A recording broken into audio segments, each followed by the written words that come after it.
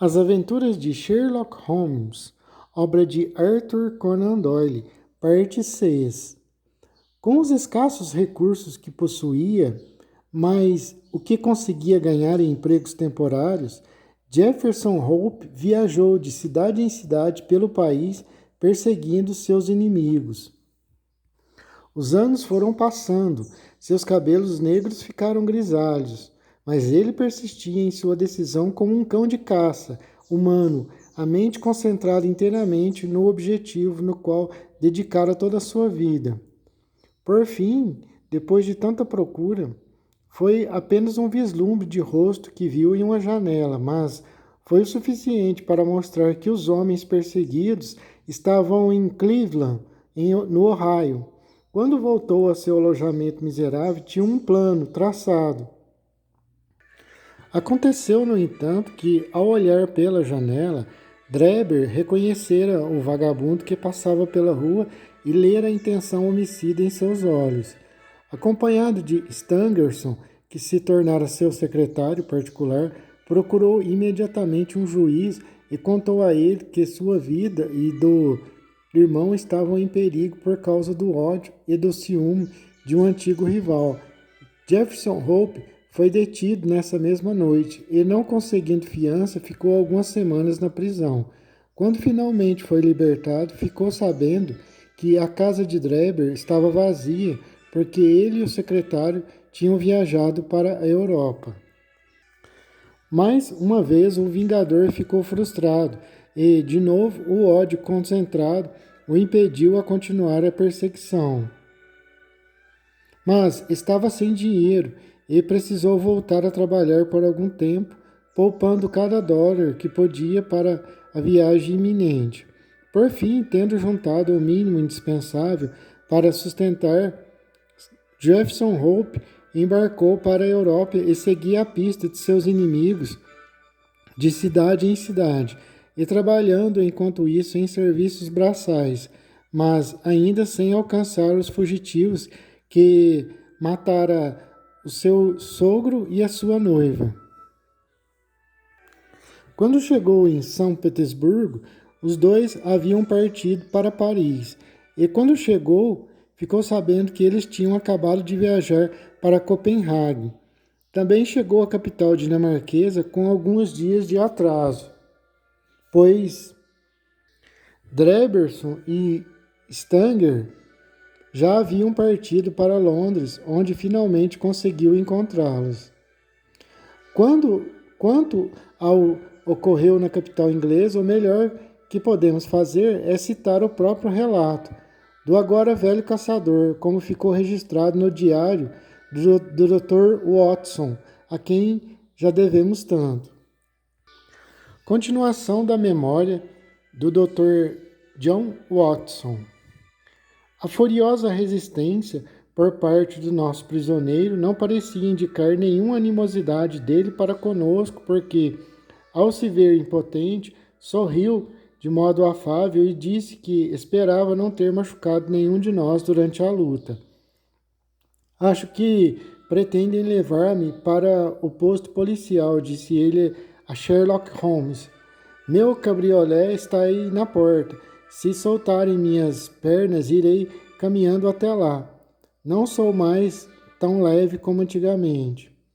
Gregson e Lestrade entreolharam-se como se considerassem a proposta um tanto temerária, mas Holmes aceitou imediatamente a palavra do prisioneiro e afrouxou a toalha com que amarrara os tornozelos dele.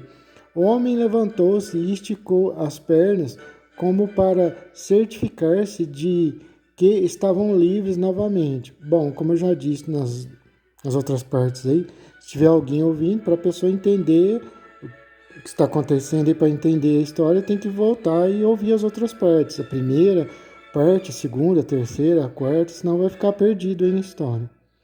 Ao observá-lo, lembrou-me de ter dito para mim mesmo que raramente vira um homem de constituição mais robusta. Além disso, havia em seu rosto moreno e queimado de sol uma expressão tão decidida e enérgica que, em intensidade, podia ser comparada à sua formidável força física.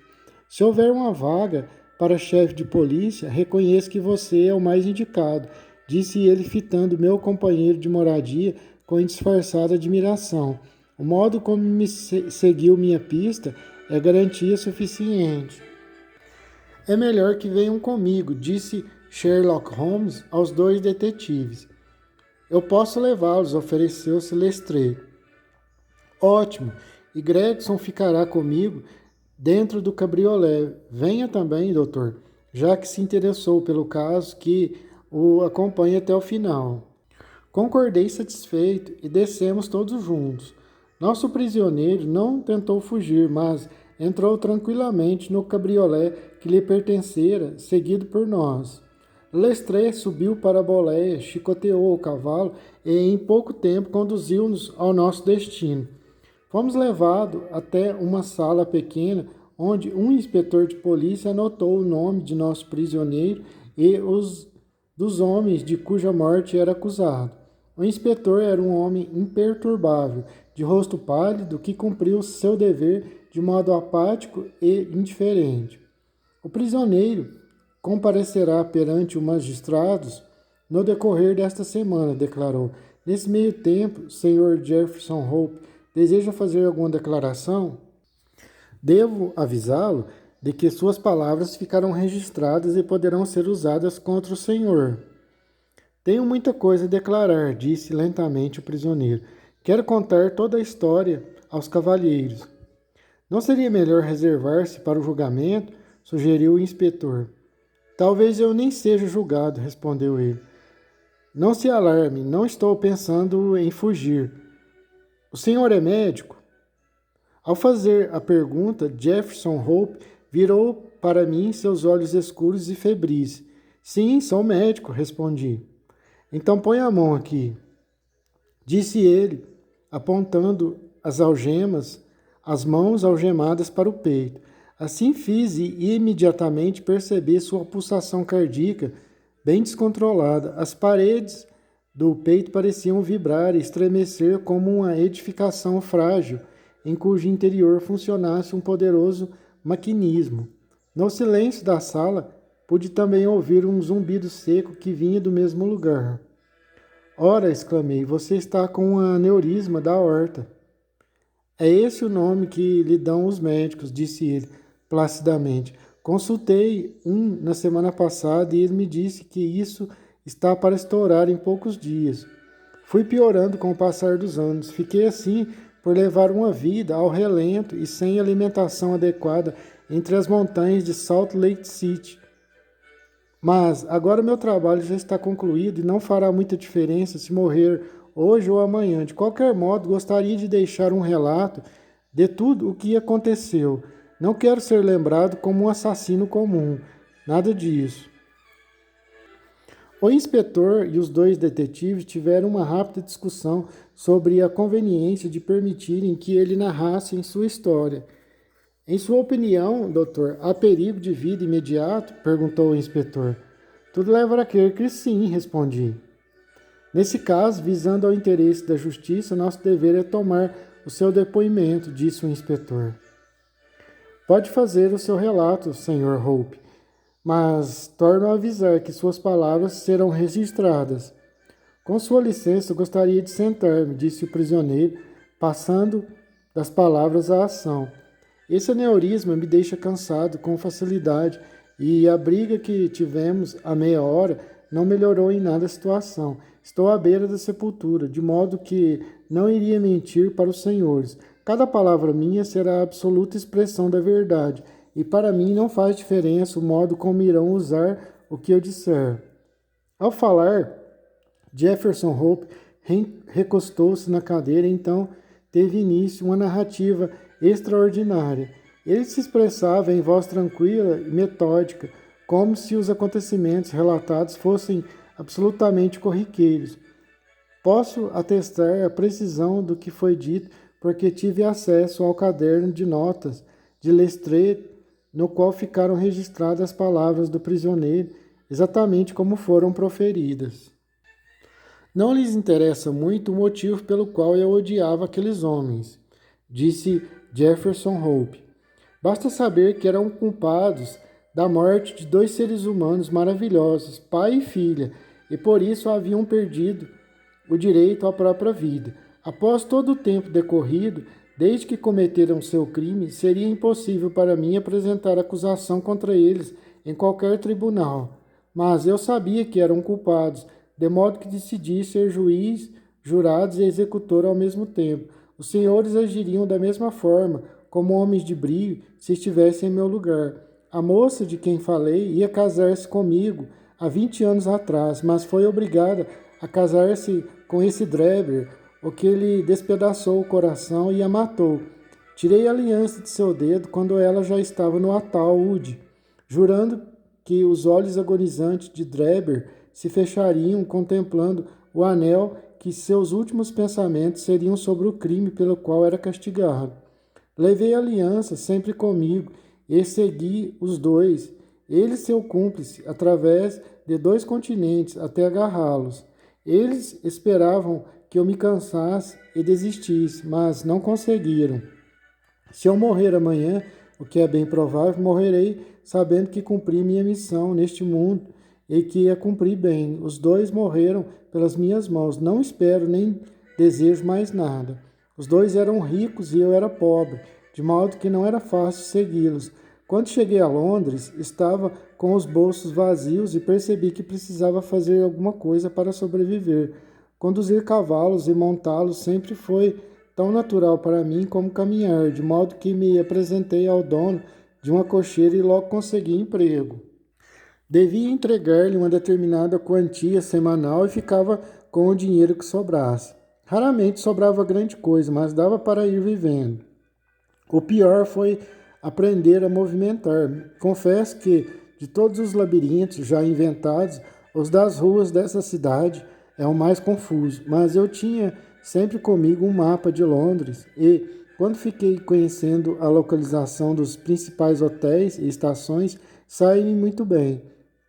Demorou algum tempo até que eu descobrisse onde moravam meus dois inimigos, mas fui perguntando aqui e ali até que finalmente os encontrei. Estavam hospedados em uma pensão em Camberville, do outro lado do rio. Assim que os descobri, soube que estavam à minha mercê. Eu havia deixado a barba crescer e não havia possibilidade de me conhecerem. Decidi rastreá-los e segui-los até chegar à minha oportunidade. Não os deixaria escapar dessa vez. Estiveram bem perto disso, mas onde quer que fossem em Londres, eu estava sempre nos seus calcanhares. Às vezes eu os seguia no meu cabriolé, outras vezes a pé, mas era melhor da primeira forma, porque assim não me distanciavam muito de mim. Só nas primeiras horas da manhã ou da tarde, da noite, é que eu conseguia ganhar alguma coisa, de modo que comecei a ficar atrasado nos pagamentos ao dono da cocheira. Mas isso não me preocupava, desde que eu conseguisse pôr a mão nos homens que perseguia. Mas os dois eram espertos, devem ter imaginado que havia uma possibilidade de serem seguidos, porque nunca saíam sozinhos nem à noite. Fiquei atrás deles durante 2 semanas, dia após dia, e nunca os vi separados. Dreber ficava embriagado a maior parte do tempo, mas Stangerson estava sempre vigilante. Continuei a vigiá-los de manhã à noite, sem jamais encontrar a menor oportunidade. Mas isso não me desanimou, porque algo me dizia que a hora estava próxima. Mas meu único receio era que essa coisa em meu peito pudesse estourar um pouco antes do tempo, impedindo que eu terminasse o que havia prometido a mim mesmo e às pessoas que amo. Uma noite, finalmente, quando eu subia e descia a Torquay Terrace, que é o nome da rua onde estavam hospedados, vi um cabriolé parar à porta da pensão. Pouco depois, algumas bagagens foram levadas para fora e, momentos mais tarde, surgiam Dreber e Stangerson. Os dois entraram no cabriolé e afastaram-se. Chicoteei meu cavalo sem percebê-los, sem perdê-los de vista e, bastante aborrecido, temendo que fossem mudar de pouso. Os dois saltaram na Houston Station. Deixei um garoto tomando conta de meu cavalo e o segui até a plataforma. Ouvi quando perguntaram pelo trem de Liverpool. O guarda respondeu que acabara de partir e que só haveria outro algumas horas mais tarde. Stangerson pareceu irritado com o contratempo, mas Dreber, pelo contrário, até parecia satisfeito.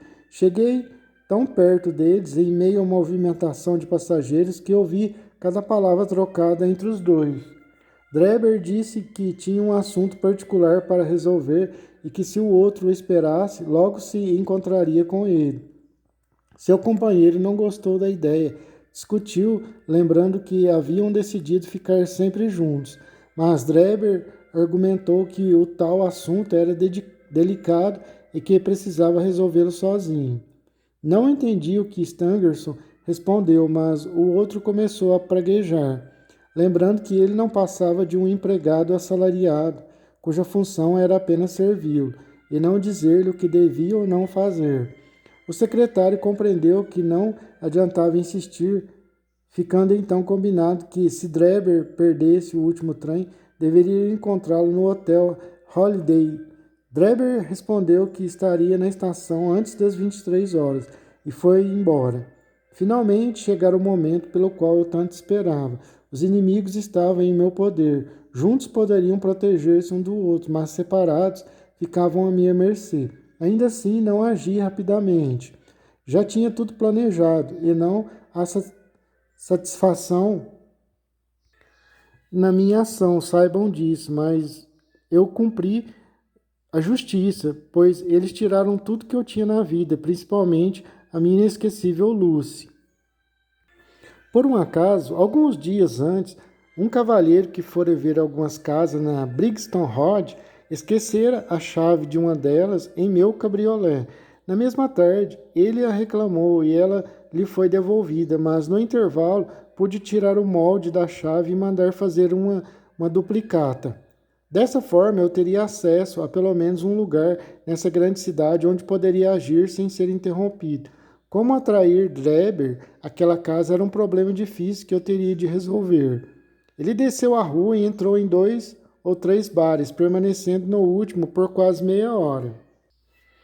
Quando saiu, Dreber caminhava com passos pouco firmes, sinal de que exagerara na bebida. Um cupê ia logo à frente do meu cabriolé e Dreber o fez parar.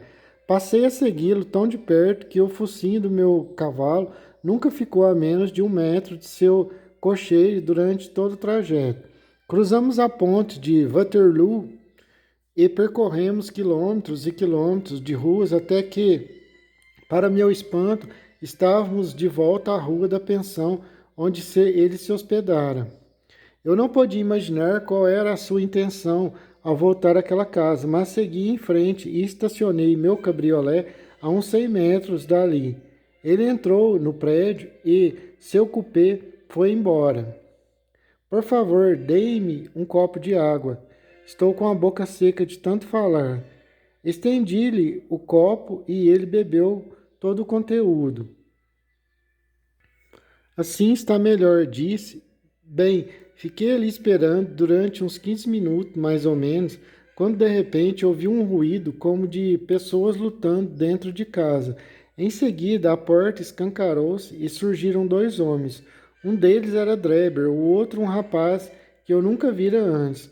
O jovem agarrava Dreber pela gola e, chegando ao alto da escada, deu-lhe um empurrão e um pontapé que o lançaram quase no meio da rua. Patife! Gritou o rapaz, brandindo a bengala. Eu lhe mostro como se insulta uma moça honesta.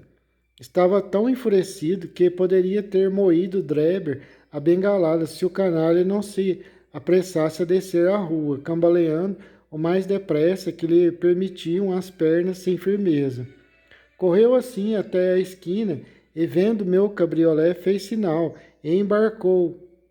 Leve-me para o Hotel Holiday, me disse ele. Quando ele entrou no meu cabriolé, senti o coração pulsar no peito com alegria, que receei que naquele último momento meu aneurisma não suportasse a tensão. Segui lentamente pela rua, pensando na melhor atitude a tomar.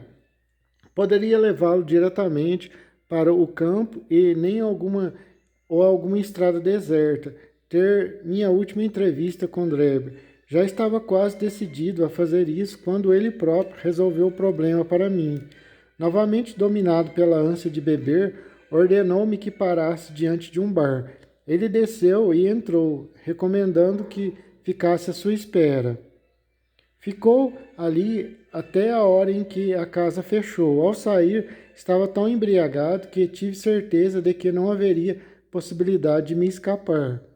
Não pensem que minha intenção era matá-lo a sangue frio. Agindo assim, estaria cumprindo a mais estrita justiça, mas não me conformava com isso. Há muito tempo eu decidira dar-lhe uma oportunidade de lutar pela vida, caso assim escolhesse.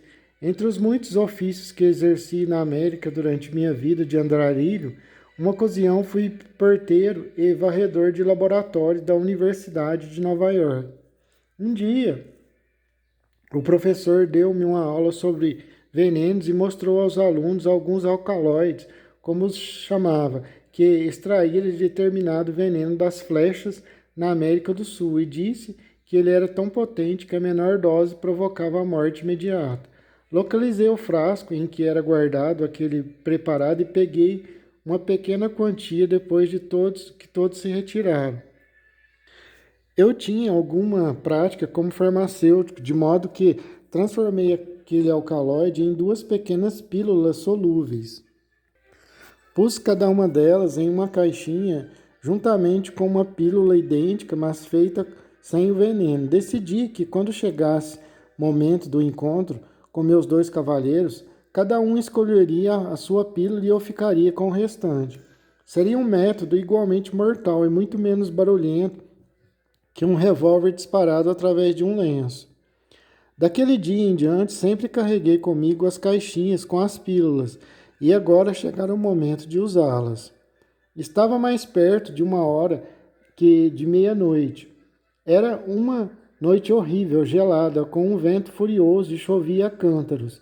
No entanto, por pior que fosse o tempo lá fora, por dentro eu estava eufórico, a ponto de desejar gritar de exaltação. Se algum dos senhores já sonhou ardentemente com uma coisa durante 20 longos anos e de repente a tem ao alcance da mão, compreenderá como eu me sentia naquele momento.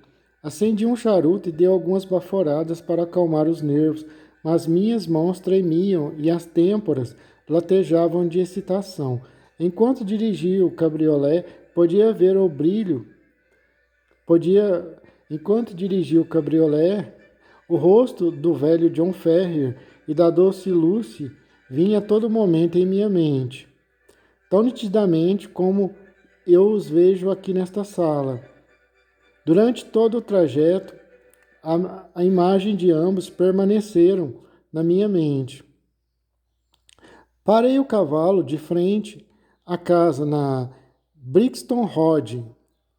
Não havia viva alma por perto e não se ouvia som algum, a não ser o da chuva caindo. Quando olhei pela janelinha do cabriolé, vi Dreber encolhido no assento, dormindo seu sono de bêbado. Eu o sacudi por um braço. Está na hora de descer, avisei.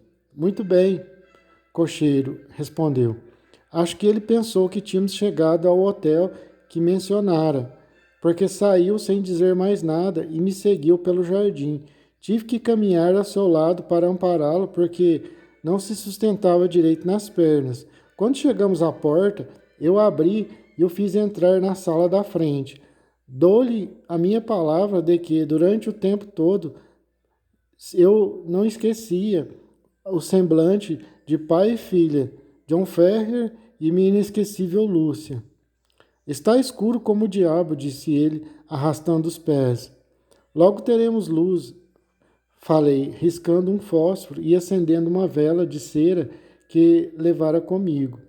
E agora, Enoch Dreber, acrescentei, virando-me para ele e erguendo a vela à altura do meu rosto. Quem sou eu? A princípio, ele me fitou com uma expressão apática e embriagada, mas depois o horror brotou em seus olhos e distorceu suas feições, sinal de que me identificara. Recuou com o rosto lívido, enquanto eu notara o suor que lhe pontilhava a testa e ouvia seus dentes batendo. Diante daquele quadro, encostei-me na porta e caí na gargalhada. Eu sempre imaginara que você era um cão covarde, mas agora vendo o medo estampado na sua face e esse susto, vejo que na realidade é o maior cão covarde do mundo. Cão asqueroso, exclamei. Segui seu rastro de Salt Lake City a São Petersburgo, mas sempre me escapou. Agora finalmente suas andanças terminaram, porque um de nós aqui agora não verá a luz do sol ao nascer do amanhã. O sangue martelava nas minhas têmporas e acho que teria tido algum tipo de ataque se parte dele não esguinchasse pelo meu nariz, deixando-me aliviado. O que pensa agora de Lucifer Ferrier? Gritei, trancando a porta e sacudindo a chave diante de seu rosto. O castigo custou a chegar, mas finalmente o alcançou. Vi como os lábios do covarde tremiam. Vi como os lábios do covarde tremiam enquanto eu falava. Dreber teria implorado por sua vida, mas sabia perfeitamente que seria inútil. Vai me assassinar? Atire logo de uma vez, ele gaguejou. Não haverá nenhum assassino, eu lhe disse. Desde quando mataram um cão danado é assassinato. Que piedade você teve com a minha infeliz noiva quando a arrancou de perto do túmulo do pai, trucidado por você mesmo, e a levou para o harém amaldiçoado e indecente. Que piedade você teve com a minha infeliz noiva, quando a arrancou de perto do túmulo do pai, trucidado pelas suas próprias mãos, e a levou para o seu harém amaldiçoado e indecente. Não fui eu que matei o pai dela, exclamou ele. Mas foi você que despedaçou o coração inocente dela e ordenou a morte do pai, vociferei, estendendo a caixinha para ele.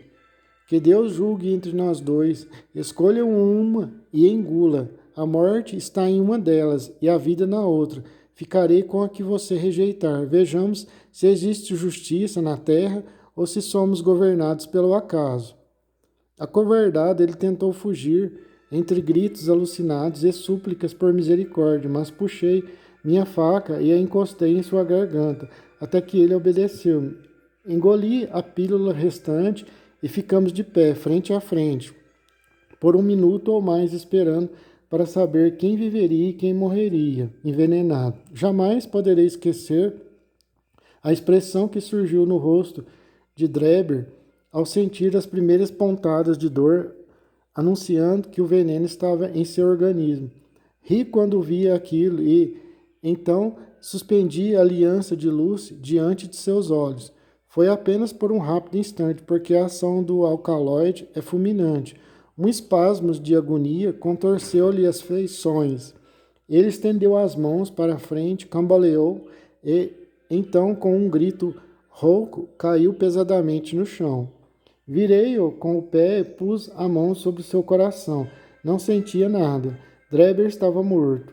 O sangue estivera correndo do meu nariz, mas eu não percebera. Não sei a que atribuir a ideia que tive de usá-lo para escrever na parede. Talvez fosse o desejo malicioso de lançar a polícia em uma pista falsa, porque me sentia alegre. Recordei o caso de um alemão encontrado morto em Nova York com a palavra Rache escrita acima dele. Na ocasião, os jornais atribuíram aquilo a sociedades secretas. Imaginei que, como aquilo confundira os nova-iorquinos, confundiria também os londrinos. Então, molhando o dedo em meu sangue, escrevi a mesma palavra em um lugar conveniente da parede. Voltei depois para meu cabriolé. A rua continuava deserta, porque era uma noite horrível. Já havia percorrido uma certa distância quando, ao pôr a mão no bolso, onde costumava guardar a aliança de luz, dei pela falta dela. Fiquei completamente aturdido, porque era a única recordação que restara da minha amada, imaginando que devia tê-la deixado cair quando me debrucei sobre o corpo de Dreber. Voltei, deixei o cabriolé numa rua lateral e, numa atitude ousada, fui até a casa, porque eu estava disposto a tudo. menos a ficar sem aquela aliança. Ao chegar lá, quase esbarro com um policial que ia saindo e só conseguia afastar-lhe as suspeitas fingindo estar completamente embriagado. Foi assim que Enoch Drebber morreu. Agora tudo que eu tinha a fazer era dar o mesmo castigo a Stangerson para que ele pagasse sua dívida com John Ferrier. Eu sabia que ele estava hospedado no Hotel Halliday e perambulei pelos arredores o dia inteiro, mas ele não saiu nenhuma vez. Imagino que suspeitasse de algo quando Drebber deixou de ir ao seu encontro. Stangerson era esperto, nunca afrouxara a guarda, mas se pensava que podia livrar-se de mim ficando dentro do hotel, estava redondamente enganado. Logo descobri qual era a janela de seu quarto. Na manhã seguinte, usando uma das escadas que eram deixadas na alameda atrás do hotel, entrei no seu quarto quando o dia mal clareava. Acordei-o e disse-lhe que chegara a hora de prestar contas pela vida que tirara tanto tempo atrás. Descrevi-lhe a morte de Drebber e dei a ele a mesma possibilidade de escolha das pílulas, a envenenada ou não. Em vez de aceitar a oportunidade de salvação que eu lhe oferecia, saltou da cama e pulou no meu pescoço. Para defender-me, dei-lhe uma punhalada no peito. De qualquer maneira, seu fim havia chegado, porque a providência jamais permitiria que sua mão homicida pegasse uma pílula que não fosse a envenenada. Tenho pouca coisa a acrescentar, felizmente, porque estou no fim das forças. Continuei trabalhando em meu cabriolé por mais 1 ou 2 dias, esperando juntar o dinheiro suficiente para voltar para os Estados Unidos. Estava parado no pátio da cocheira quando apareceu um garoto maltrapilho perguntando por um cocheiro chamado Jefferson Hope e dizendo que um cavalheiro precisava do meu cabriolé no 221B da Baker Street. Fui até lá sem desconfiar de nada, sei apenas que no momento seguinte esse jovem que me punha as algemas nos pulsos com uma eficiência que nunca vi na vida. Aí está toda a minha história, senhores. Talvez me considere um assassino, mas garanto que sou um instrumento da justiça, tanto quanto os senhores. A narrativa daquele homem havia sido tão emocionante e seus modos tão impressionantes que ficamos sentados calados e absortos. Os próprios investigadores profissionais, apesar de experientes em todos os aspectos do crime, mostraram-se francamente interessados na história de Jefferson Hope. Quando ele terminou, ficamos alguns minutos imóveis e num silêncio rompido apenas pelo ruído do lápis de Lestrade correndo pelo papel enquanto dava o retoque final às suas notas taquigrafadas. Há apenas um ponto sobre o qual gostaria de ter mais informação, disse Sherlock Holmes finalmente. Quem era o cúmplice que você enviou para recuperar a aliança em resposta ao meu anúncio? O prisioneiro deu uma piscadela irônica para o meu amigo.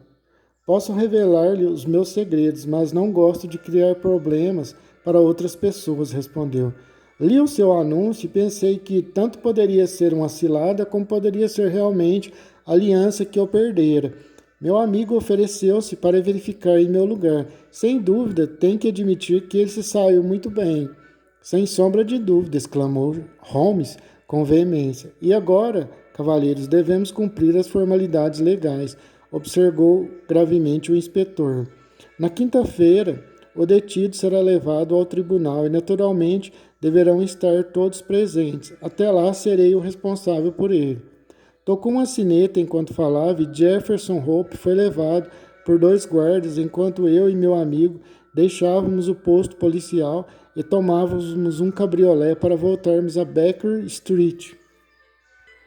Todos nós havíamos sido convocados a comparecer perante os magistrados na quinta-feira, mas quando esse dia chegou não houve mais necessidade dos nossos depoimentos. Um juiz mais elevado se encarregara do assunto e Jefferson Hope fora convocado a um tribunal que julgaria com mais absoluta justiça. Mas na própria noite, após sua captura, seu aneurisma estourou e de manhã ele foi encontrado caído no chão da cela, com um sorriso plácido nos lábios. Era como se, enquanto agonizava, tivesse podido recapitular sua vida e concluir que ele não foi um assassino, mas alguém que fez justiça às pessoas que tudo representaram em sua vida. O velho John Ferrer e sua querida Lucy Ferrer. Gregson e Lestrade ficaram furiosos com essa morte. Observou Holmes enquanto contávamos o caso na noite seguinte. Gregson e Lestrade ficaram furiosos com essa morte. Observou Holmes enquanto comentávamos o caso na noite seguinte. Acabou-se a grande publicidade que esperavam conseguir. Que eu saiba, os dois tiveram pouco a ver com a captura de Hope, respondi. O que fazemos nesse mundo não tem muita importância, comentou meu companheiro em tom amargo. A questão é o que os outros acham que fizemos. De qualquer modo, eu não perderia essa investigação por nada, acrescentou ele, mais animado após uma pausa. Que me lembre, ainda não houve um caso melhor. Apesar de simples, teve muitos pontos instrutivos. Simples? Exclamei. Bem, na verdade, dificilmente poderíamos considerá-lo de outra forma, disse Sherlock Holmes sorrindo da minha surpresa. A prova de sua simplicidade intrínseca é que, sem dispor de outra ajuda, além de algumas deduções bastante comuns, pude pegar o criminoso em 3 dias. Isso é verdade, concordei. Como já expliquei antes, Watson, qualquer coisa fora do comum, em geral, constitui mais uma orientação do que propriamente um obstáculo. Quando se resolve um problema desse tipo, é essencial saber-se raciocinar de modo retroativo. É um processo muito útil, além de bastante fácil, apesar de ser pouco empregado. Para os assuntos corriqueiros do dia a dia, o mais conveniente é o raciocínio para adiante em termos de futuro, e assim o contrário acaba sendo negligenciado. Para 50 pessoas que podem raciocinar sinteticamente, há uma capaz de raciocinar analiticamente. Confesso que não entendo bem o que quer dizer, falei. Não esperava que entendesse. Vejamos se consigo ser mais claro. De modo geral, quando se descreve a algumas pessoas uma série de acontecimentos, elas são capazes de imaginar qual o resultado provável. Mentalmente alinhavam esses acontecimentos e assim conseguem deduzir o que poderá acontecer em consequência. No entanto, há um número reduzido de pessoas que, se informadas de um resultado, têm a capacidade de dissecá-los interiormente e deduzir que conjunto de favores levou a esse resultado. É a essa faculdade que me refiro quando falo em raciocínio retroativo ou analítico. Compreendo, falei. O caso atual foi um desses, em que temos o resultado e precisamos descobrir o resto por nós mesmos. Agora tentarei explicar-lhe as diferentes fases de meu raciocínio. Como bem sabe, cheguei àquela casa a pé e com a mente inteiramente isenta de todas as impressões. Naturalmente, comecei pelo exame da rua, e lá, como já lhe expliquei, vi marcas nítidas deixadas por um cabriolé, que, como confirmei pelas perguntas que fiz, devia ter estado lá durante a noite. Tive certeza de que era um carro de aluguel e não um particular por causa da bitola estreita das rodas.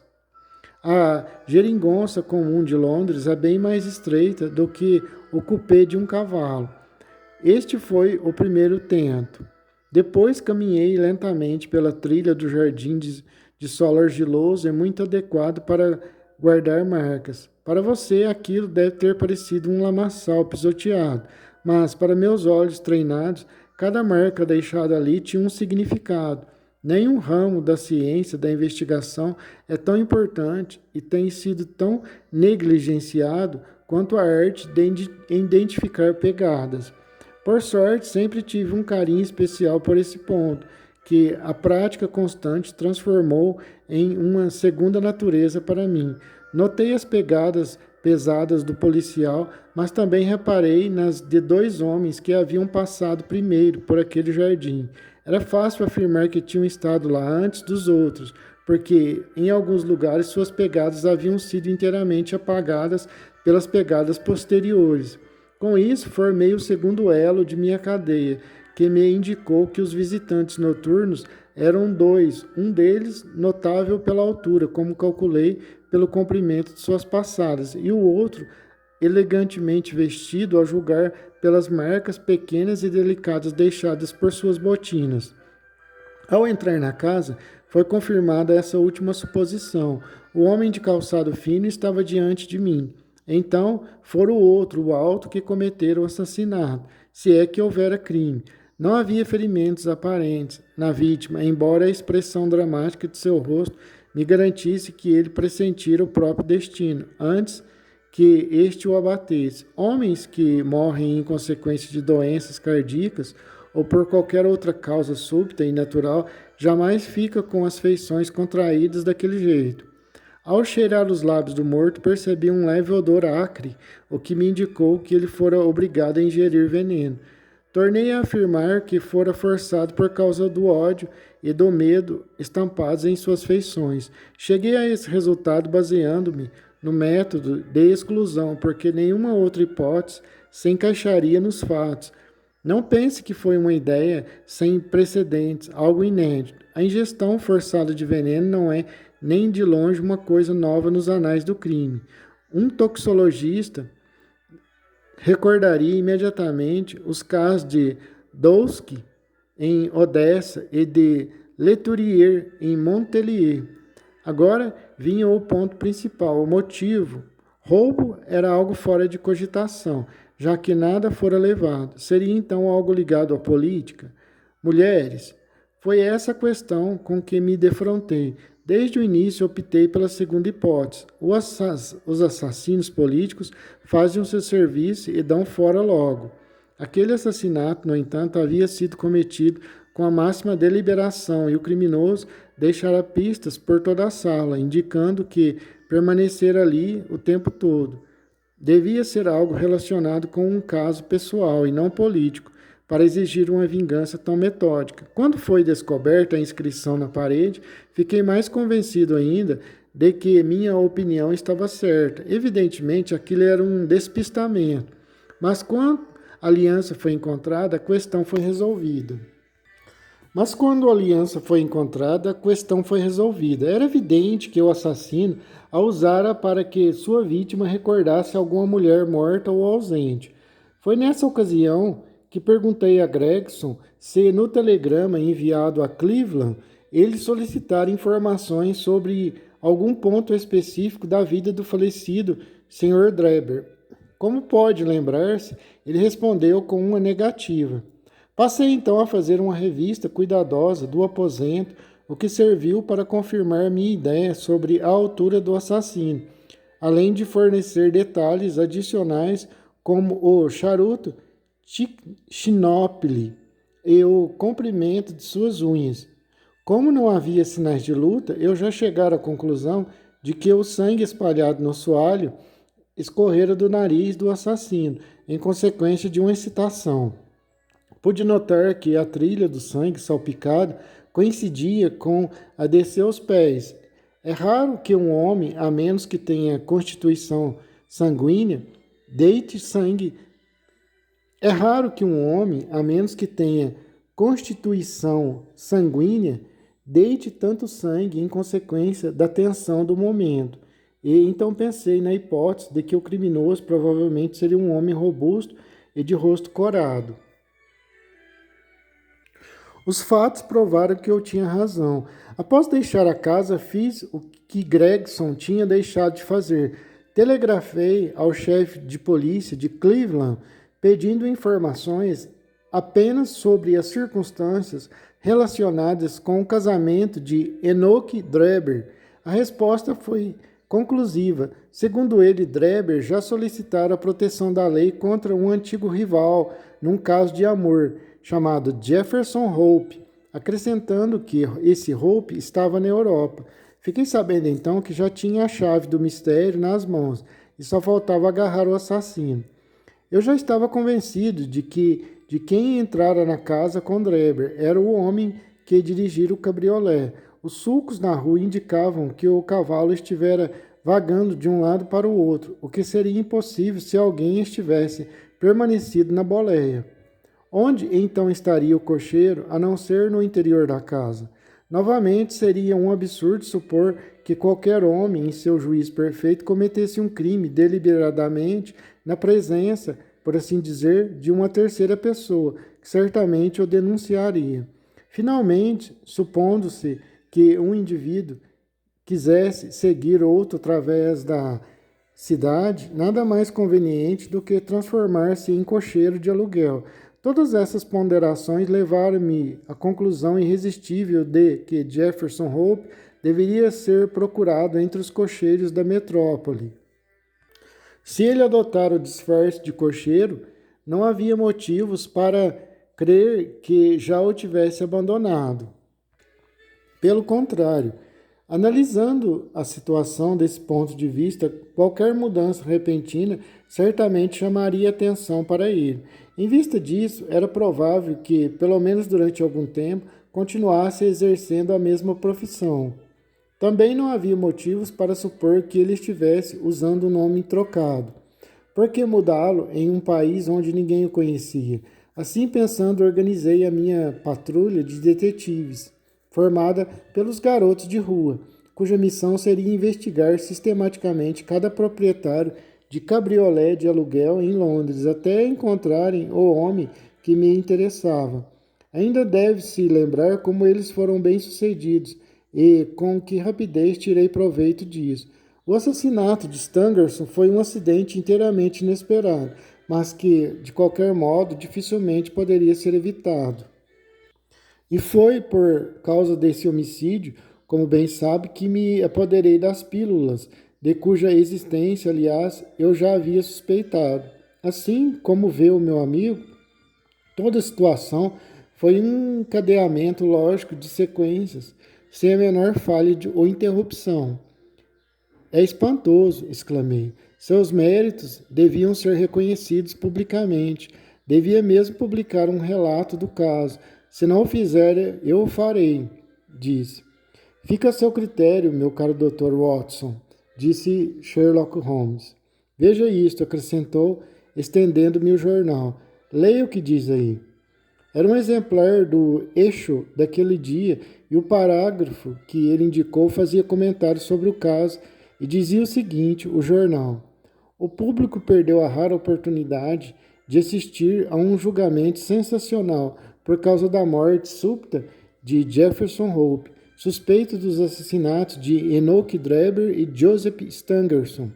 Provavelmente os detalhes do caso jamais chegarão a ser conhecidos, embora tenhamos informações seguras de que o crime foi o desfecho de uma antiga disputa sentimental em que o amor e o mormonismo tiveram seu papel. Parece que quando jovens, as duas vítimas pertenceram à religião dos santos dos últimos dias e que Jefferson Hope, o prisioneiro falecido, também provinha de Salt Lake City. Embora o caso não tivesse prosseguimento, pelo menos serviu para evidenciar de maneira notável a eficiência de nossa força policial e poderá ainda ser uma lição a todos os estrangeiros, mostrando que é melhor resolverem suas divergências nos respectivos países de origem em vez de transferi-las para o solo britânico. Não é nenhum segredo que o mérito por essa brilhante captura cabe inteiramente aos conhecidos investigadores da Scotland Yard, senhores Lestrade e Gregson, dois detetives de um profissionalismo a toda prova. Ao que parece, o acusado foi detido na residência de um certo Sherlock Holmes, ele próprio, um detetive amador, que demonstrou algum talento nessa especialidade. Aliás, dispondo de mestres assim como Gregson e Lestrade, é provável que, com o tempo, ele venha a adquirir certo grau de habilidade demonstrada pelos dois. Seria justo que os dois dedicados funcionários fossem agraciados com algum prêmio especial em reconhecimento por seus relevantes serviços. Não foi justamente o que lhe disse desde o início, Watson, exclamou Sherlock Holmes com uma risada. Aí temos o resultado do nosso estudo em vermelho, conferir a eles o reconhecimento público. Que diferença faz? Observei. Tenho todos os fatos registrados em meu diário e serão levados ao conhecimento do público. Holmes. Até lá você deverá contentar-se com a convicção íntima de ter sido o vitorioso, como aquele avarento romano. Populus me silibit atimini plaudo, ipsi domini simul ac mumus contempla in arca. O sinal dos quatro. Watson, detesto a rotina monótona da existência. Anseio pela exaltação mental. Foi por isso que escolhi a minha profissão especial. Ou melhor, eu criei, porque sou o único no mundo. O único detetive particular? Perguntei, erguendo as pálpebras. Sim, Watson, o único detetive consultor particular, respondeu Sherlock Holmes. Eu sou o último e supremo recurso dos casos criminais. Quando Gregson, Lestrade ou Altanei Jones ficam desorientados, o que, aliás, é o estado normal deles, traz-me o caso para que eu examine. Verifico os dados como um perito e dou uma opinião de especialista. Nesses casos, não reivindico o mérito. Meu nome não aparece nos jornais. O trabalho em si e o prazer de descobrir uma área para exercitar as minhas faculdades são a minha maior recompensa. Você mesmo teve a ocasião de observar o meu método de trabalho no caso de Jefferson Hope. Isso é verdade, eu disse, com lealdade. Nunca em minha vida houve algo que me impressionasse tanto. Eu até transformei esse caso numa pequena brochura, com o título um tanto fantástico de Um Estudo em Vermelho. Ele abanou a cabeça tristemente. Eu dei uma olhada nesse trabalho e, na verdade, não posso felicitá-lo por ele, Watson. A investigação é, ou deveria ser, uma ciência exata e, portanto, deve ser tratada da mesma forma, fria, sem emoção. Você foi muito emotivo. Você tentou dar-lhe um sabor romântico, e o efeito é o mesmo que transformar uma história de amor ou uma fuga romântica na quinta proposição de Euclides. Mas o romance lá está, reagi. Eu não posso desprezar os fatos. Alguns fatos deviam ter sido suprimidos, ou pelo menos devia ter observado um sentido correto de proporção ao tratar deles, disse-me Holmes. O único ponto da questão que merecia ser mencionado era o curioso raciocínio analítico dos efeitos para as causas, por meio do qual consegui desvendar tudo. Ficou magoado com essa crítica a um trabalho que eu fizera especialmente para agradar-lhe, disse Watson. Confesso também que me irritava a vaidade que parecia exigir. Fiquei magoado com essa crítica a um trabalho que eu fiz especialmente para agradar-lhe. Confesso também que me irritava a vaidade que parecia exigir que cada linha do meu folheto fosse dedicada a exaltar seus feitos. Por mais de uma vez eu tinha observado que havia vaidade por trás do modo tranquilo e didático do meu companheiro Sherlock Holmes. Entretanto, não fiz nenhuma observação e fiquei sentado, afagando minha perna ferida. Algum tempo antes, ela fora atingida por uma bala Giselle, e embora não me impedisse de andar, doía sempre que o tempo mudava. Minha atividade ampliou-se recentemente até o continente, disse Holmes depois de um silêncio, enchendo de novo o cachimbo. Na semana passada fui consultado por François Levillard, que, como você provavelmente sabe, passou a dirigir há pouco tempo o serviço policial francês. Tem a capacidade céltica da intuição rápida, mas tem deficiências quanto aos conhecimentos essenciais ao desenvolvimento supremo da sua arte.